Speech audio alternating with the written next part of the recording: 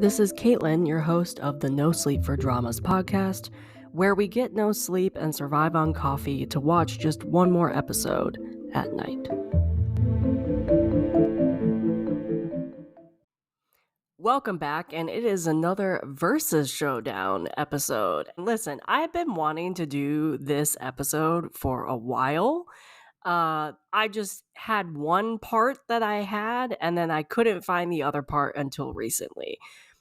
What do I mean by that? I mean, Netflix released the anime My Happy Marriage, which I watched last year, and through TikTok, actually, I found out the anime existed. If you guys listen to any of the Drama Trio episodes, you know that we've had Becky on for various episodes, and she actually watched this anime last year and reviewed it and was talking about it, and that caught my interest. And so I went and watched the anime last year and absolutely loved it. I actually hadn't watched an anime in a while, so I was really happy to get back into it. And then when the movie version, the live adaptation Japanese movie version was released, TikTok also pushed the movie to me, and I probably watched like every scene on TikTok, probably out of order. And due to me already have seen the anime, I was like, I really need to find this movie because I'm really interested. And of course, nobody had it legally.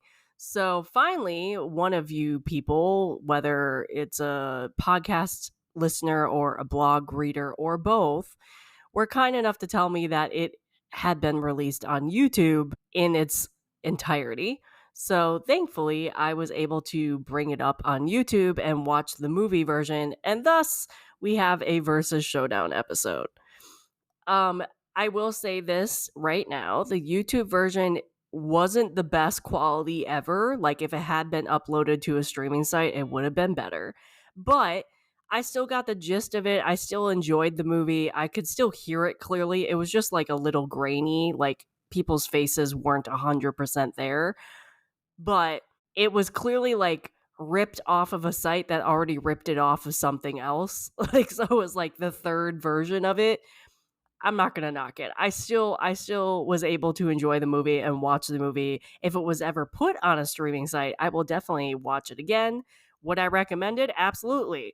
You can definitely go to YouTube and watch it, and you would probably still enjoy the movie, but it's not the best quality, just say. It also is under My Happy Marriage if you search for it on YouTube. The full actual English title is As Long as We Both Shall Live, apparently. So if you have never been to one of these VERSUS Showdown episodes, here's what I normally do. I watch either anime versus live adaptation or a C-drama versus K-drama, which is the same story. And I compare and contrast the two. I review the two. I see if there's any differences or any similarities between the two. And then at the end, I make a determination of like what I enjoyed better, what I thought gave a better story, better acting, so on and so forth, depending on what medium I was watching. So in this case, this is an anime versus a live adaptation. I have only done one previous episode to this, which was the Parasite episode, which you will find on the podcast as well as the blog, where I compared the Parasite anime to the Korean drama that aired earlier this year. So you can go back and watch that. So the structure of this is basically I do mini reviews, I say what I rated them, and then I give the similarities, differences, and then I conclude it with saying if I liked it better one over the other, or if I thought they both did it justice, so on and so forth. That being said, because I have to talk about similarities and differences, I will be talking about spoilers. So this will be your first of probably 2 or 3 spoiler warnings. There will be spoilers in this episode for both the anime and the live adaptation. So if you have not seen either one of these or have seen one or the other and want to see them without spoilers, do not continue listening to this because I will be heavily talking about spoilers. In my mini reviews, I think you can listen to my reviews and then you'll be fine. But once I get to the similarities and differences, I will definitely be talking about spoilers and what goes on because you can't really go into the meat of similarities and differences without spoiling stuff and without talking about details, whether they're in the anime alone or in the live adaptation alone or both, and not give spoilers. So I'm just going to say that now. Okay, so if you have never heard of My Happy Marriage or As Long as We Both Shall Live, I'm going to give a short synopsis. It's kind of the same story for both, so I'm not going to give you the anime synopsis and then the live adaptation. I'm just going to give you both. You have the female lead. Her name is Mio Sayamori, and in the live adaptation, she is played by Imada Mio. And then you have the male lead, who is Kudo Kiyoka, who is played by Meguro Ren. So you have Mio, who basically her mother dies, and her father remarries his childhood lover, who he was going to marry first, but then was kind of made into an arranged marriage with Mio's mother.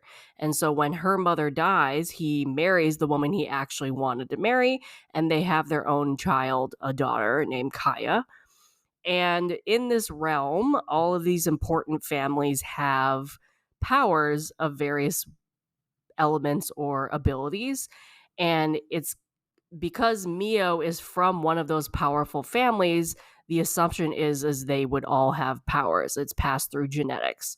And because Mio does not have a ability at all, she is reduced to being a servant within her own household, even though she's the older sister, and she's really abused by every member of her family.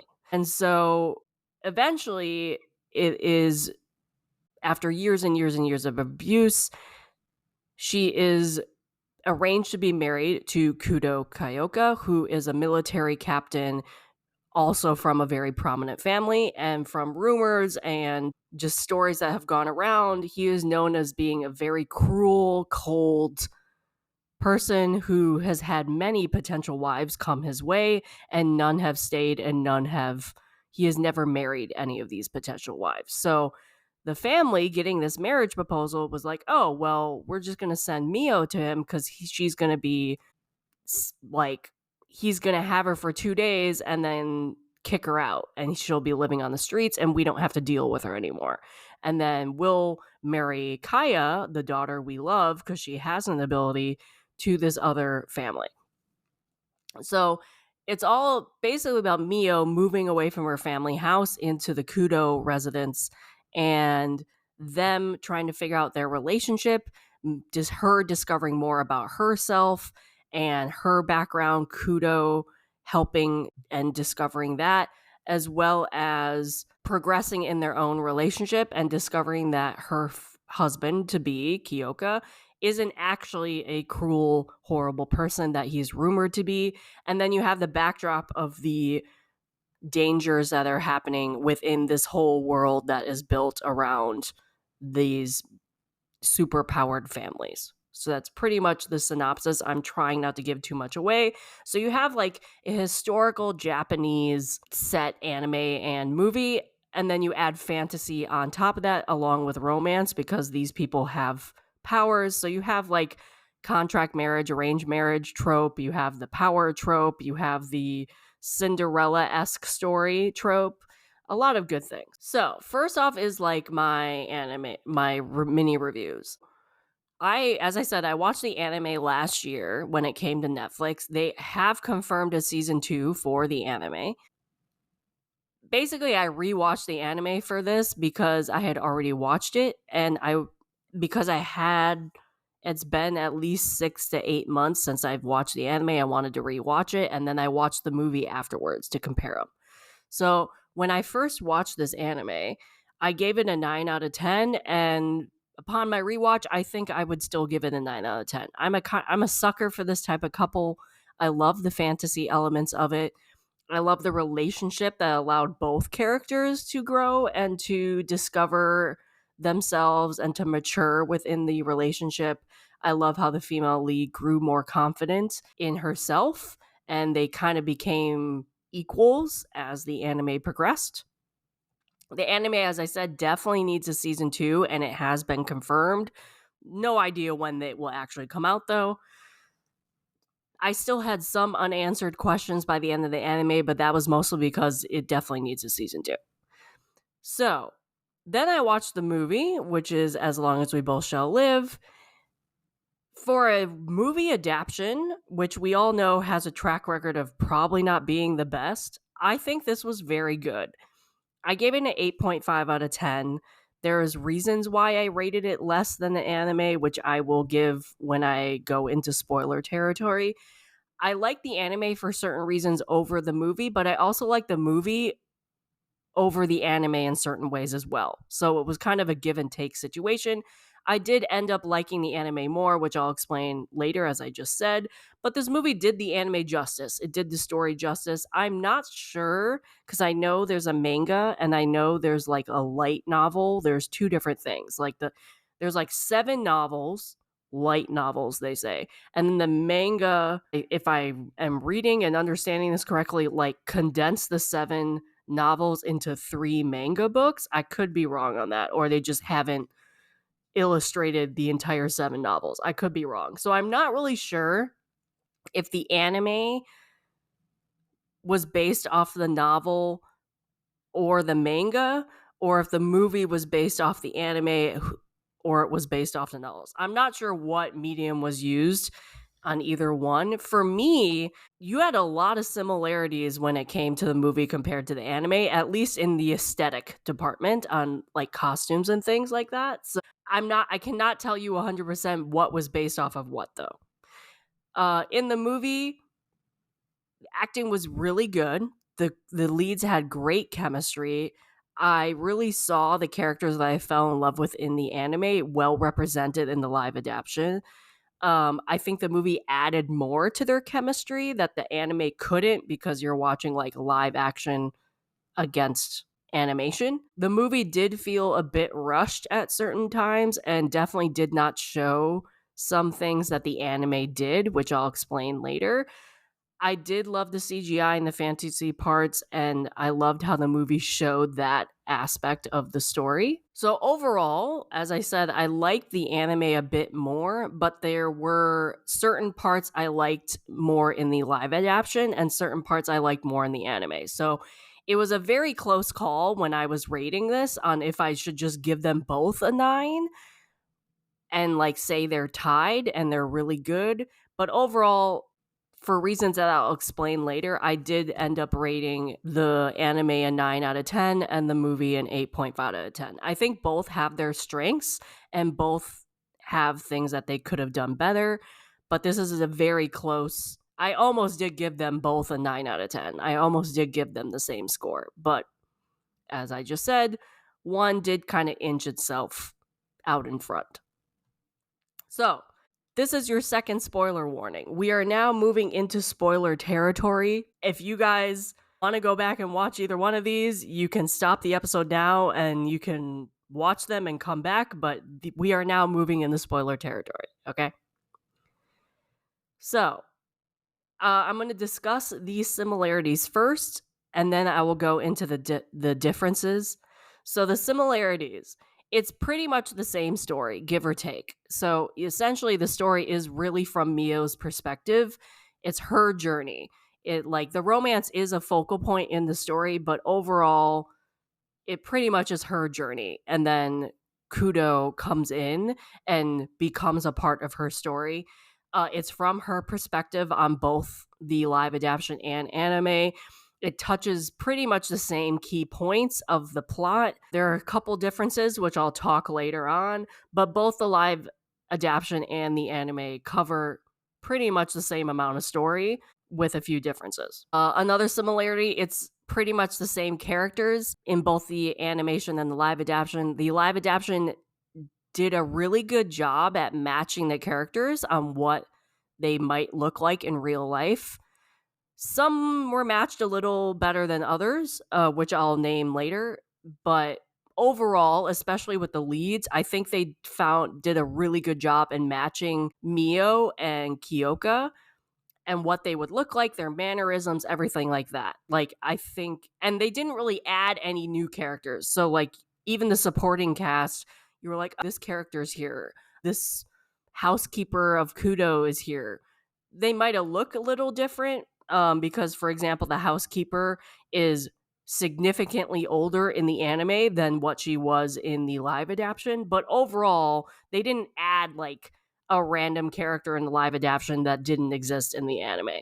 And then also, as I said, some of the characters were perfectly matched appearance wise, and some not matched at all, as I just said with the housekeeper, and I'll name a couple others later.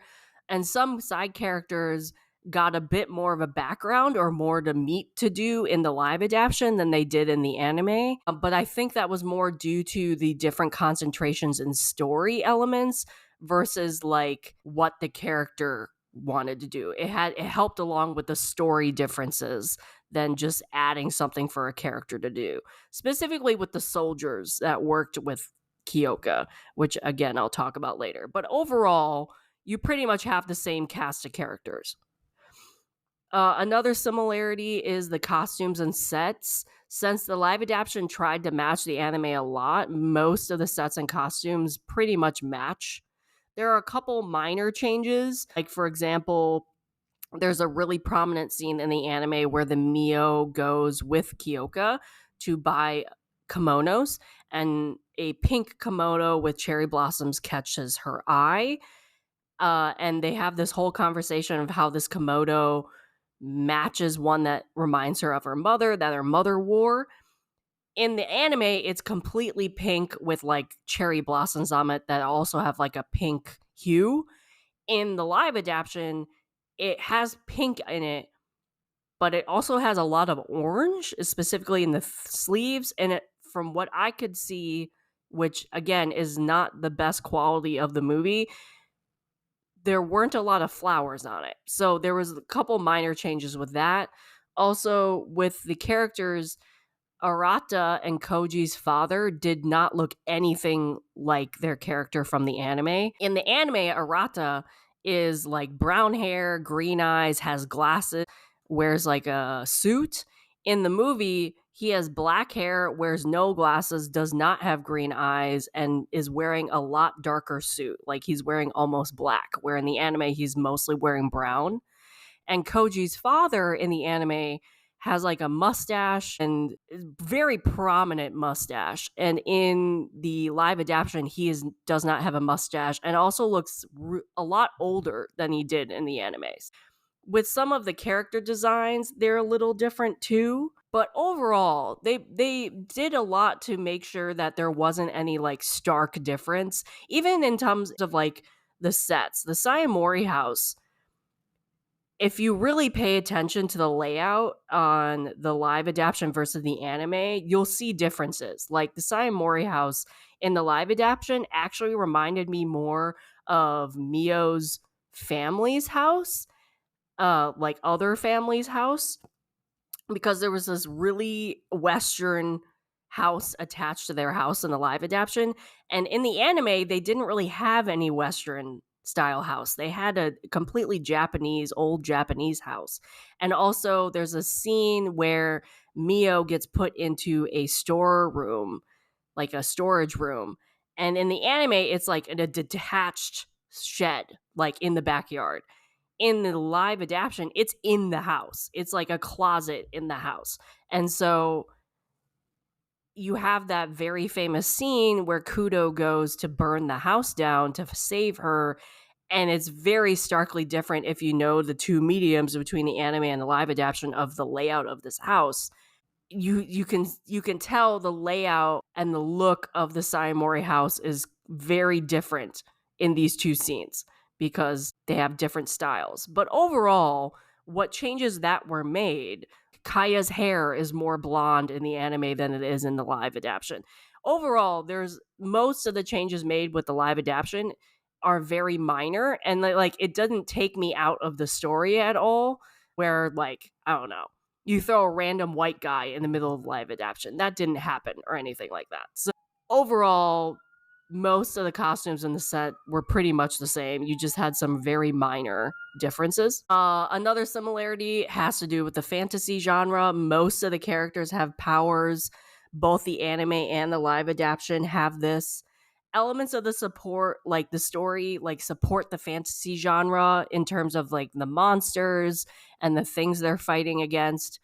I will say in the live adaptation, which I'll talk later on, you got to see more of these powers from more characters. In the anime, it stuck really to like the prominent families, and even some of the characters in the like Kaya, for example.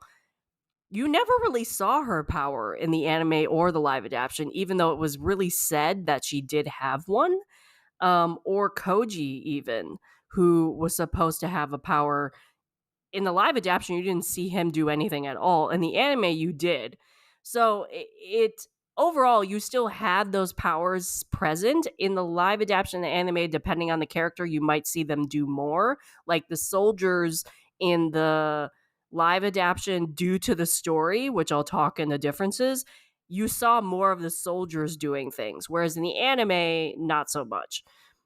It really depended on the story elements more than what characters were doing what. You still had the main characters like Mio and Kyoka and like Koji's father, for example, like all did powers with both in both of the mediums, but it really just depended on the story and where you were in the story. Overall, though, the similarity is everybody had powers. It's a fantasy. It's part of the fantasy genre. Another similarity is both of the main leads had character growth. Due to the story being centered around Mio, she had a more drastic growth because she went from this girl, this woman, who was very abused physically and mentally from very young from everybody in her family. And she all of a sudden moves into this new household who the housekeeper is like complete opposite of her family, for one. And then Kyoka and her start building this rapport and this relationship, very much different from the abuse that she had to endure it all her life. So she grew more confident and grew to be more comfortable around people, grew to express herself, being able to get out of that shell that she had built around herself to protect herself. And then on top of that, you have her powers as well coming in, which is a main story point within the plot. Then you have Kyoka, who also, in my opinion, had some growth. Like he had apparently have been running this family, and I don't know. I haven't read the manga or the light novel, so there's not much in the anime or the live adaptation said about his family, which I'm sure comes in later in like the anime, or not the anime, the manga or the live or the novels. But in the anime and the movie, like he is not the focal point of the story. It really is Mio. So you don't know much about him. You know he's running his family from a very young age. You don't really know if his parents are dead. I don't think his parents are dead, but they never really say either way. But he has this reputation for being cruel and being cold and rejecting a lot of these people, except for this housekeeper. And he kind of had to learn to have somebody else living in his house. He had to learn that he had to realize his words did affect somebody. He had to navigate being engaged to a woman who he had never met before. He had to learn how to support Mio in her own growth.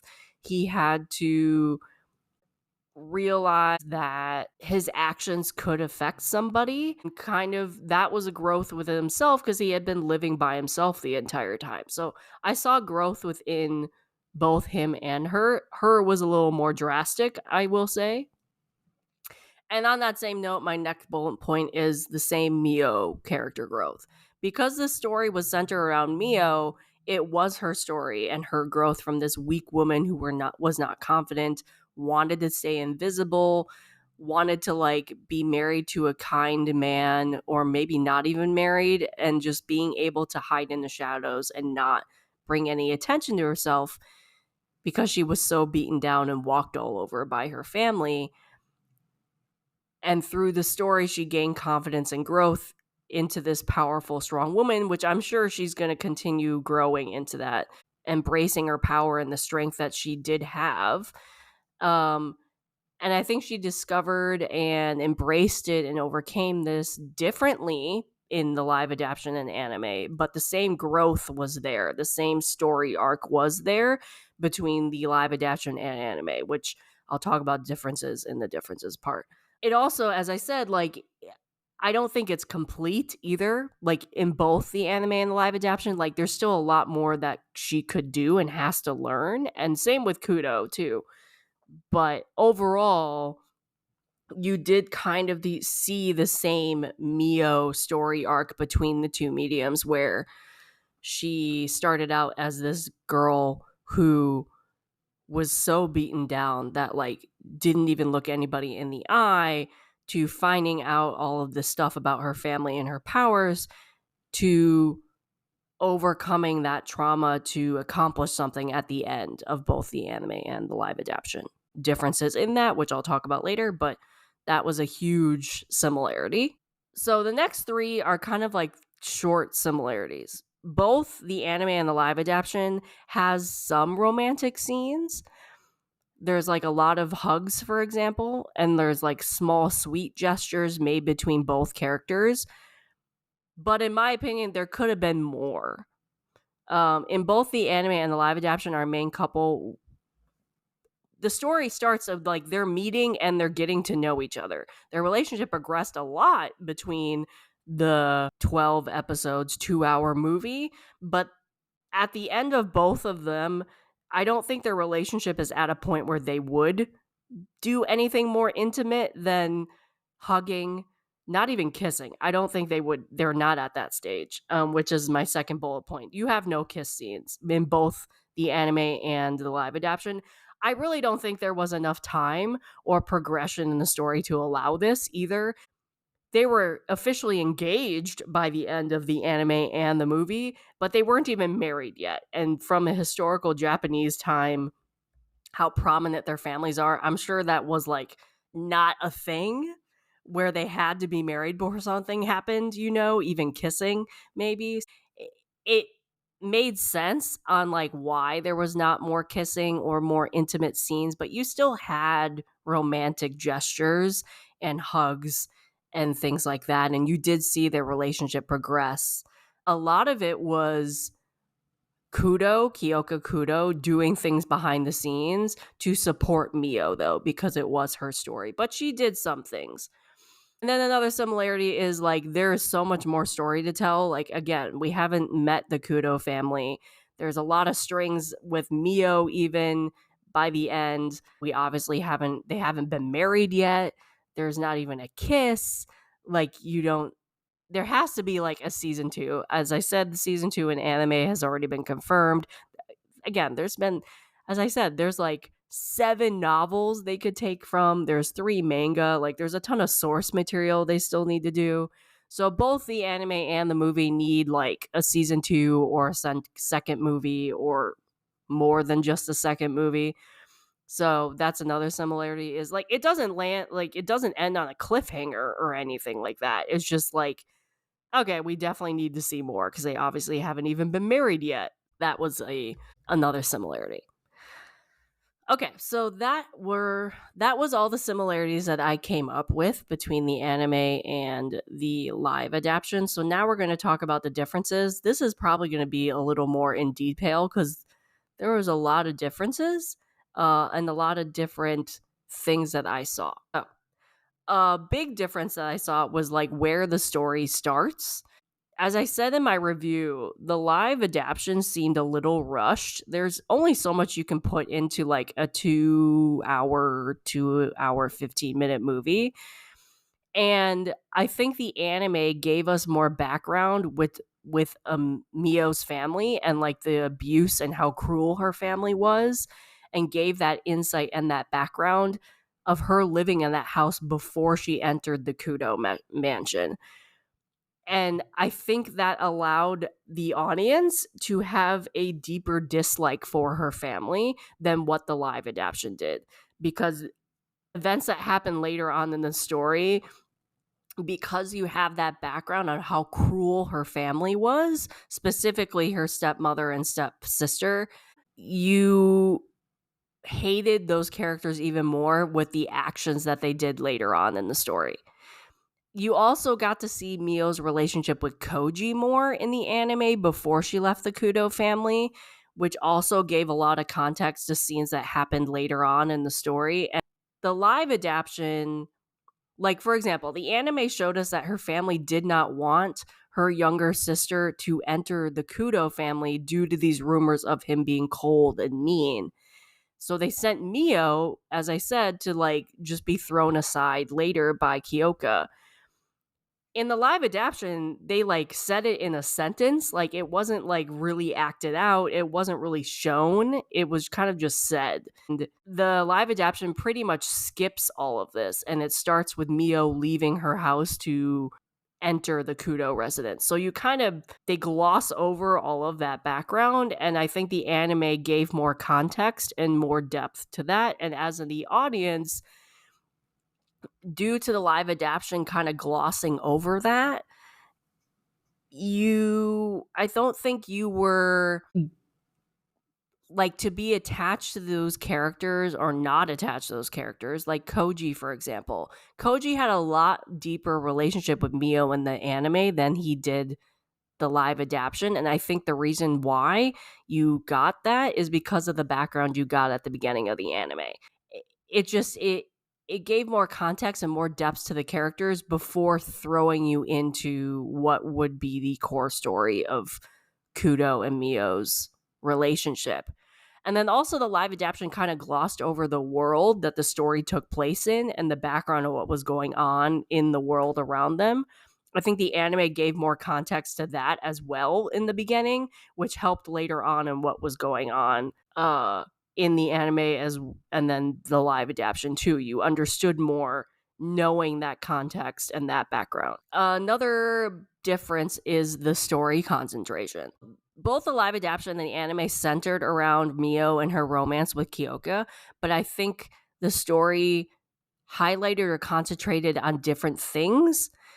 So, like in the anime, I think it was more concentrated on the romance. It was concentrated more on the leads and their relationship and the progression of their relationship and how they supported each other, and then Mio's story. And while they did go into what was going on in the surrounding world with the grotesqueries, which was the monsters that came up, the concentration was still very much Mio, her story, the lead couple, their romance. The live adaptation had more of a story with the world around them, with the monsters, with grotesqueries and what was going on in that world. And the live adaptation gave it more of a danger urgency part to that, to like the apocalypse that was probably going to come than the anime did. So the live adaptation still concentrated on their romance, but it added more weight to the monsters and the essentially the war that was going on with Kudo's military unit and these monsters that were popping up. So, speaking of the monsters, they're grotesqueries. I know I might not be pronouncing that correctly, but it's spelled basically as I'm saying it. So the grotesqueries that Kudo was fighting the entire time in both the anime and the live adaptation are very different in how they look and how they act. Now, I don't know. I have not, as I said, I've not read the manga or the live novels, so I don't know how they're described in the books. In the anime, the monsters pretty much are like ghosts and they act like it. They're spirits that basically haunt wherever they are and they can attack humans. But at least in the anime itself, it doesn't show anything about like possession or anything like that. They just like attack them. If a human gets injured or hurt, he or she falls into like a coma, basically. That's pretty much it. Like there's no possession or anything like that. In the live adaptation, they work more like a parasite. They do have like they're not spirits in the live adaptation. They're more like bugs, like stringy worm-like things. And they possess humans and use the humans as hosts. And they don't act or look like ghosts, which I think the reason why the live adaptation did it this way was due to the ending, which I'll talk about next. But if they had acted like what they did in the anime, the ending would have been very different. And I think that's why they made the monsters in the live adaptation act this way, where it was not really spirits, it was more of like a parasite. And I think that added to the live adaptation having more of a dangerous or urgency to these monsters, because if they possessed Kyoka, for example, that would put Kyoka in danger. Whereas the anime, like, you did have that happen, but it wasn't, and it was like people were put in comas and you had to get them out of the coma, but it wasn't like they were gonna die because another human had to kill them because they were possessed with something, you know? So I feel like the live adaptation had a little bit more of an urgency and more of an apocalyptic feel and concentrated more on that, which is why they made the grotesqueries more of a parasite versus a ghost. So, as I mentioned, the endings for both the anime and the live adaptation were very different. And it had the same outcome when it came to Mio and her journey and the what Mio had to do to accomplish what she did at the end of the movie and the anime, but it went about that very differently.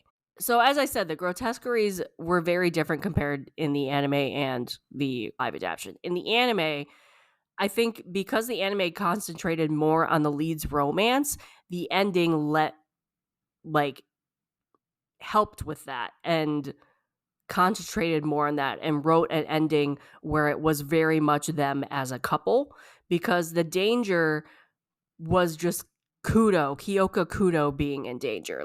He was the one that was attacked by these grotesqueries. He was in a coma. Neo had to go say him, like him alone.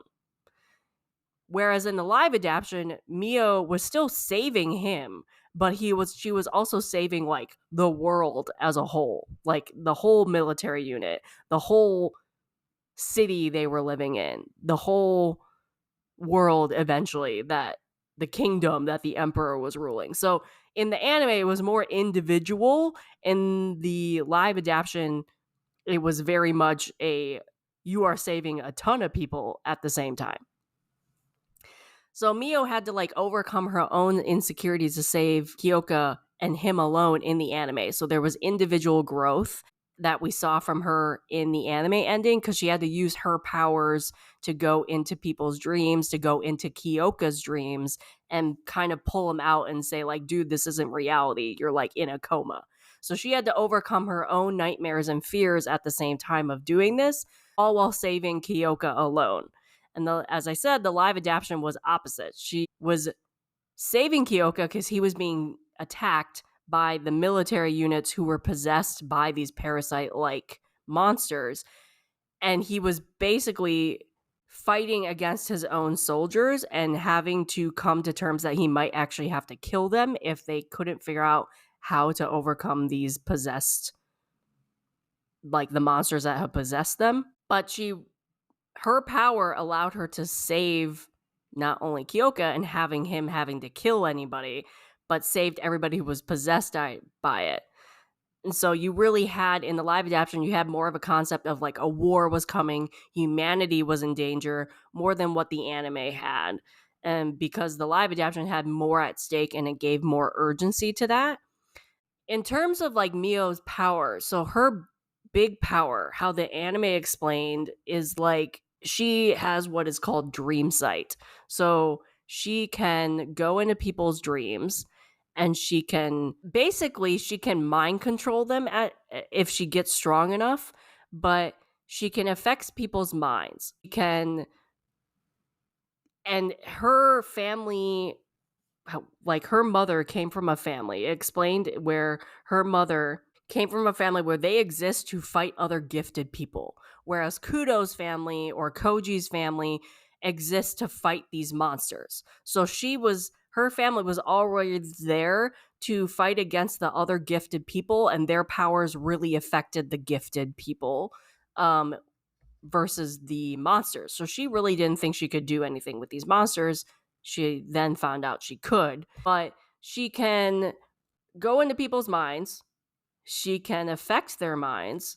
She can enter a dream of sleeping people and manipulate their own dreams. And then eventually, apparently, she will be able to see the past and future. And we got some of that, and which I'll explain later in various forms.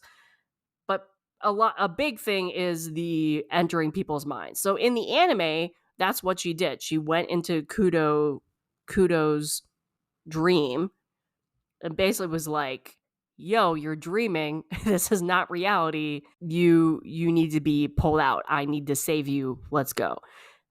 And so that's how the anime kind of manifested her power, or that's what they showed. And so she was defeating the monsters in his dream. Like, she did put up a force field and kind of killed them in the dream.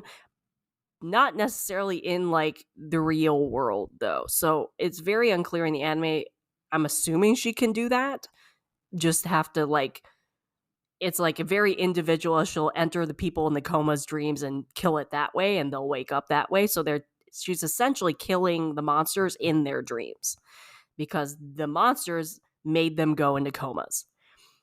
In the live adaptation, it was kind of the other way around. She like put up a barrier and spread that barrier around the battlefield, which in how I interpret it is like she brought everybody into a dream or brought everybody into a different dimension. So then anybody who was fighting the possessed people, if they went to kill the human, they would essentially just be killing the monster that had possessed them. So essentially, she was killing these people, these monsters in quote unquote a dream or a different dimension, but it wasn't necessarily entering people's dreams. That was my interpretation of the live adaptation. It was not very well explained, in my opinion. I think the anime explained it a lot more and a lot better.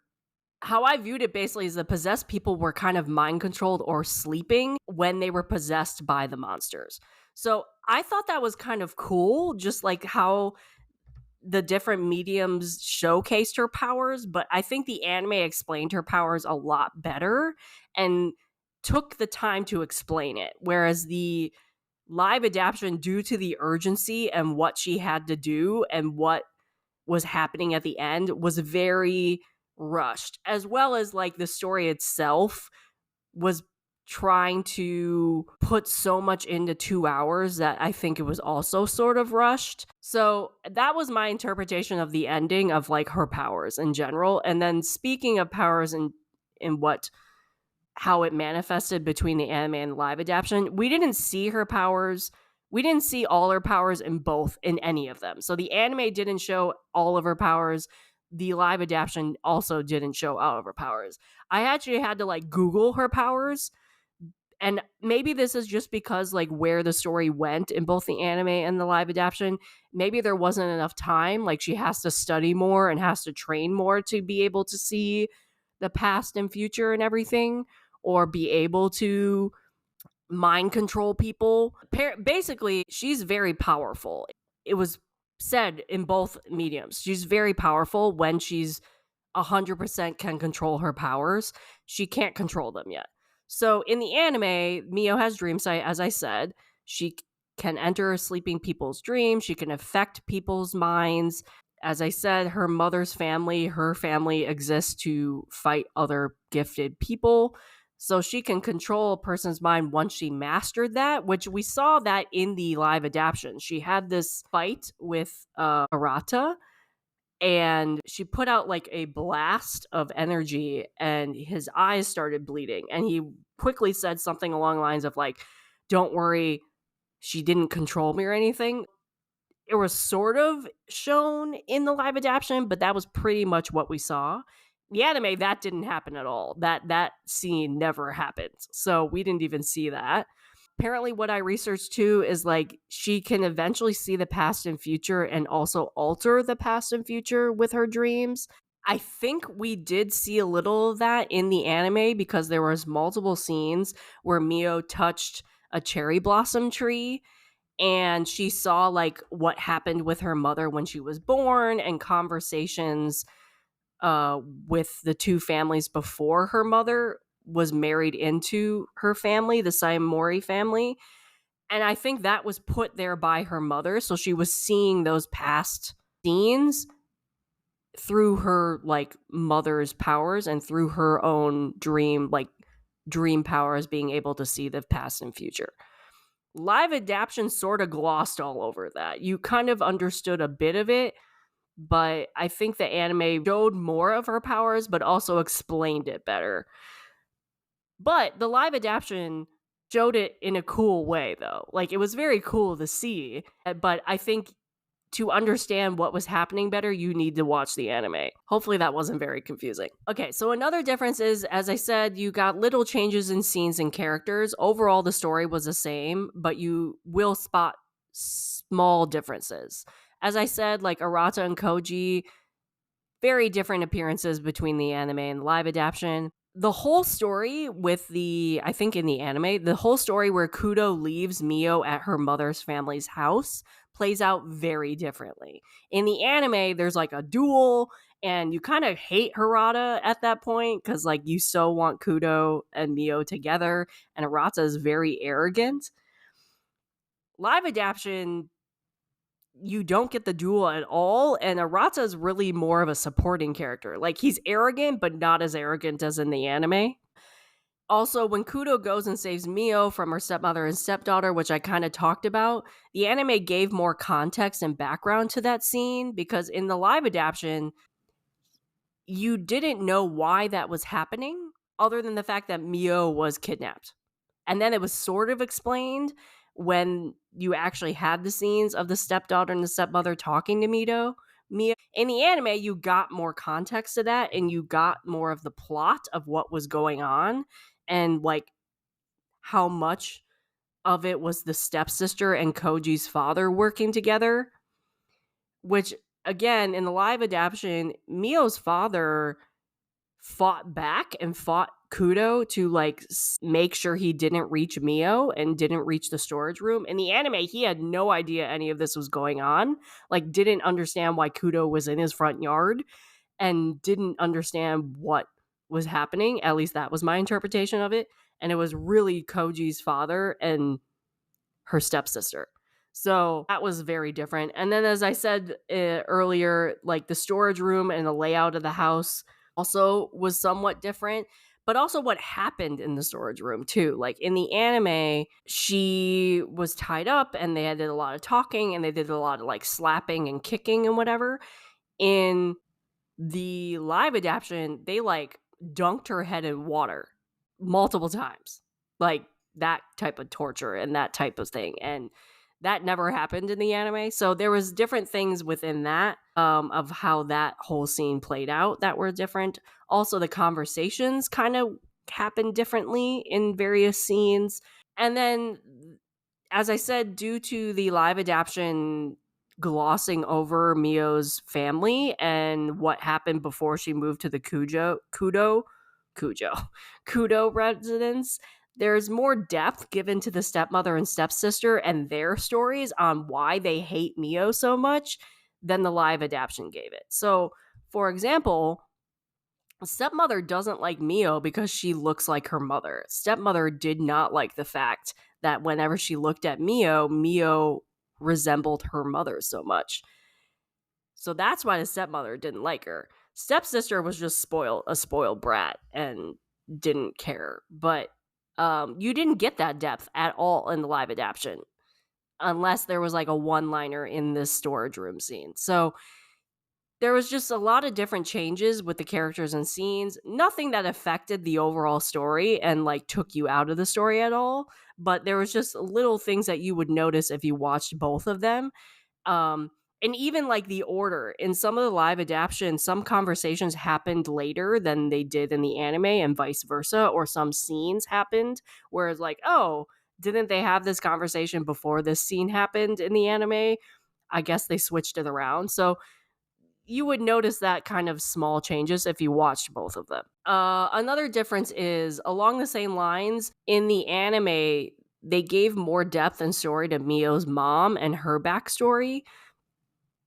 As I said, like she touched the cherry blossom and saw why Mio's mother married into the Sayamori house, what was going on with Mio's mother, what she heard to like seal off Mio's powers and why she did that. In the live adaptation, they again kind of glossed over anything, didn't really mention some things either.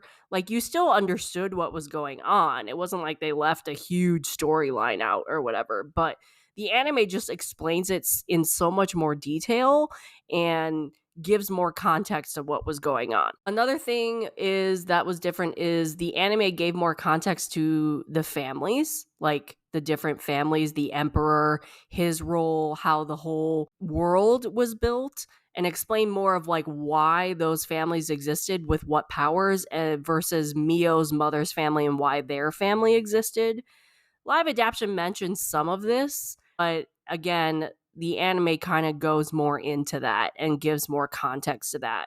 And also with the emperor, the anime paints the emperor as more of a bad guy, whereas in the live adaptation, he's not really a bad guy. It was another person like who worked with him. So it's very unclear if the emperor told this servant to do it, but the servant really was the bad guy. And even that was kind of like a side story, side character.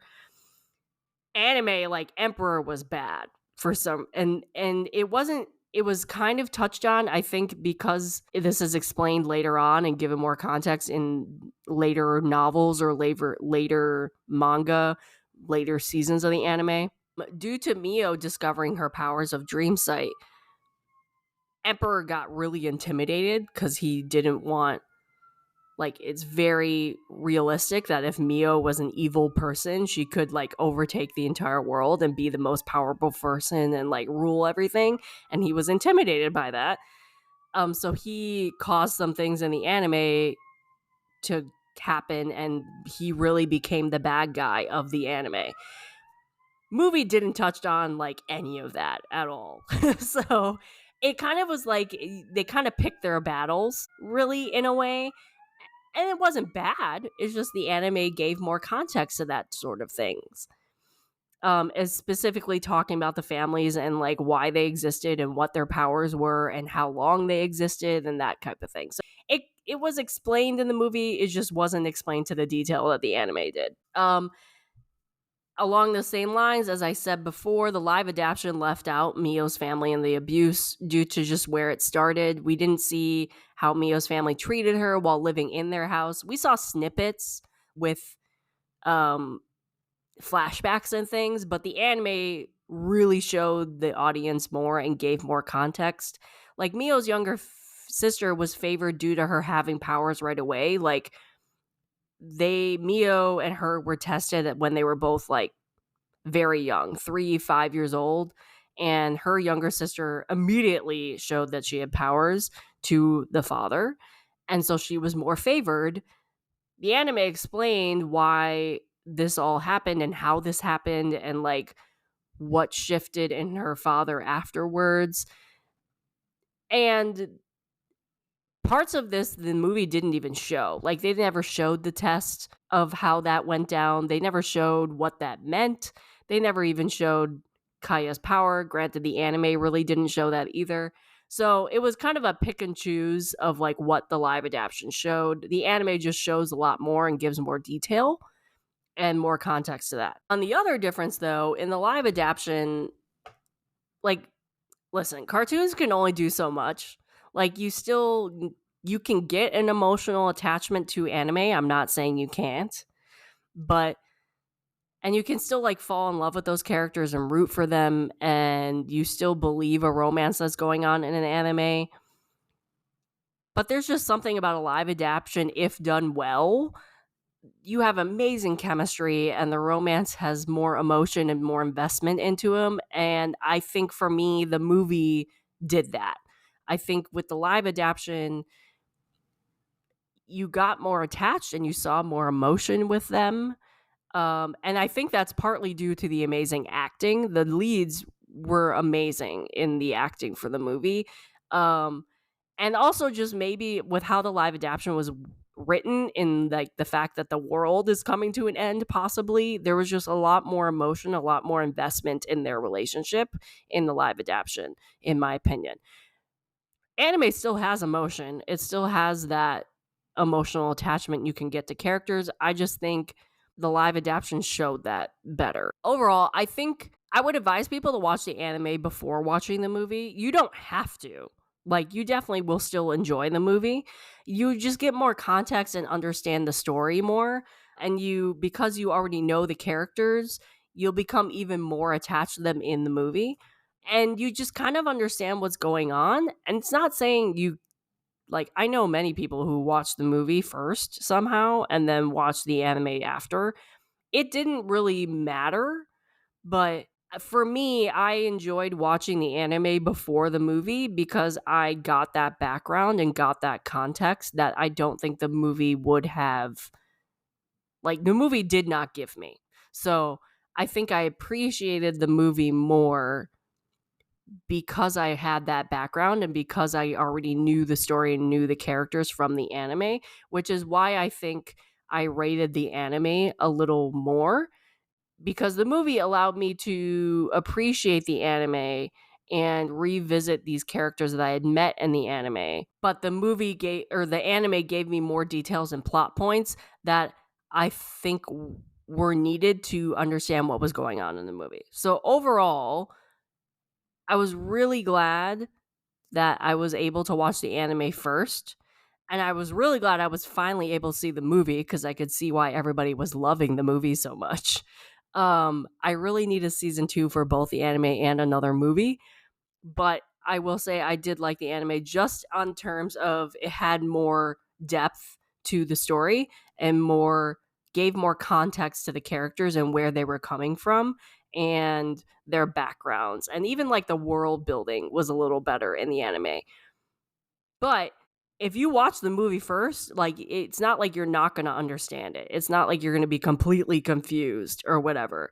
I think the movie still does a very good job on like bringing the core story points you need to know to enjoy the movie and get to know the characters. But then my advice is watch the anime then after the movie. I love the anime. I love the movie. I think they're both really, really good. But if I had to do it all over again, I would definitely watch the anime first, just because, again, it gives more context. You understand the story more, allows you to be more attached to the characters. But if you somehow find the movie on a streaming site and you want to watch it, or even go watch it on YouTube like I did, and you haven't seen the anime, you can still do that. It's not like you can't. But that's pretty much it. That's pretty much all that I saw in terms of similarities and differences between the anime and the live adaptation. I think you would enjoy both. I know I did. I can't wait for season 2 of the anime. I really hope a streaming site picks up the Japanese movie, or at least we get a second movie. um but yeah, if you guys have seen the anime or the live adaptation, let me know what you thought. Did you agree with my review? Do you disagree? Do you like my similarities, differences? Do you like this episode in general? Did you find this interesting? If you guys go and watch the anime and movie after listening to this episode, let me know what you thought. I would love to talk about these two things because this is one of the better live adaptations I've ever seen from an anime, and I love this anime. So I would really be curious what other people thought about it. I know a lot of people love the anime, so if you've seen the movie, and of course, if you watch any Japanese dramas, you know both of these actors and actresses. I've been told they're actually in another J drama on Netflix called Trillions. So, due to their chemistry in the movie, I'm definitely going to go watch that Japanese drama because their chemistry was chef's kiss. So, I definitely need to watch more of them. But yeah, that is my Versus Showdown. You can see that the anime sort of won out on the movie, but overall, both very good. I would highly recommend both of them, but let me know what you guys thought. Thank you. Bye. If you want to continue the conversations about dramas that were started in this episode, you can find me on Instagram, TikTok, and Twitter under the username No Sleep for Dramas. That is No Sleep, the number 4 dramas. just like in the title of the podcast. This podcast is also an expansion of my blog, so you can visit my blog at www.nosleep4dramas.com, the number 4 dramas.com, and find multiple years of blog posts already available at your fingertips. All links are in the description of this episode.